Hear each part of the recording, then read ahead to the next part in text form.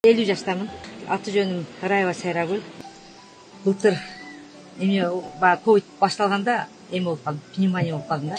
Өтө мен болгондо да биринчи тамагым ооруду деп эле анан эле өпкөгө түшүп кетти да. Өпкөгө түшкөндөн кириме калсам уже 30% уже поражение dedi да. Анан уже дем ала албай калдым да. Дем алдым да. Деген дем алуу бул өтө эле жакшы дем алдым деп эле калдым да ужечи. Анан мен бардым, эмеге барсам, жок сизди жаттырбайбыз, качан оор болуп уже тяжелый болгондо жаттырабыз dedi. Анан мен баягы жатам деген ойдо барып алыптырмын да.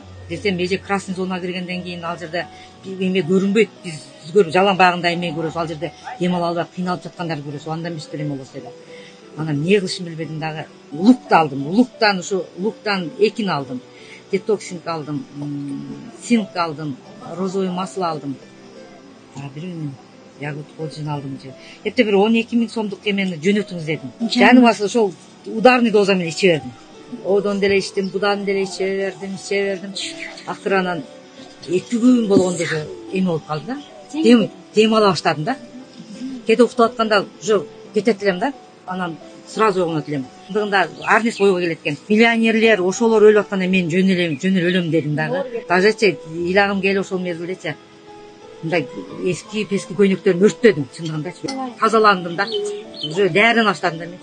Эмелерин дәрилерди ударный доза менен ичтим. Розовый масланы болсо бирөө түгөндөр андан кийин дагы алып, балдарым уже акты салат да. Балдарым өлүп калат окшойн деп. Энтип аттым да, олор сүйлөп аткан сайынчы. Ушул ипардын ушул менин пешенеме эме болуп жазылып калган экен. Ошого кошулуп ушуда иштегениме мен сыймыктанам да. Ушинтип жаным калды. 3-4 күн дегенде дем алабы, жакшы дем ала баштадым да. Жакшы дем алып, жөтөлбөйм, эч нерсе болбойт, только одышка болом да.